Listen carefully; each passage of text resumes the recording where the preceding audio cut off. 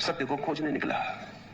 अपने ही गांव के बाहर जो पहला ही संतों से मिला, एक वृक्ष के नीचे बैठे, उससे उसने पूछा कि मैं सदगुरु को खोजने निकला, आप बताएंगे कि सदगुरु के लक्षण क्या है? उस फकीर ने लक्षण बता दिए। लक्षण बड़े सरल थे। उसने कहा ऐसे ऐसे वृक्ष के नीचे बैठा मिले, इस आसन में बैठा हो, ऐसी ऐसी मुद्रा हो, बस समझ लेना कि यही सदगुरु है। चला खोजने साधक।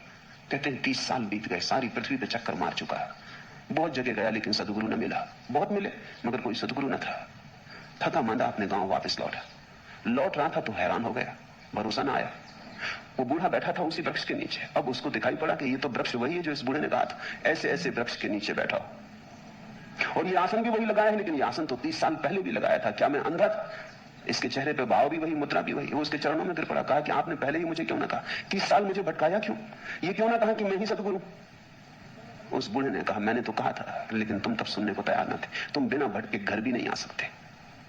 अपने घर आने के लिए भी तुम्हें 1000 घरों पर दस्तक मारनी पड़ेगी, तभी तुम आओगे। कह तो दिया था मैंने, सब बता दिया था कि ऐसे ऐसे वृक्ष की, यही वृक्ष की व्याख्या कर रहा था, यही मुद्रा में बैठा था, लेकिन तुम भागे भागे थे।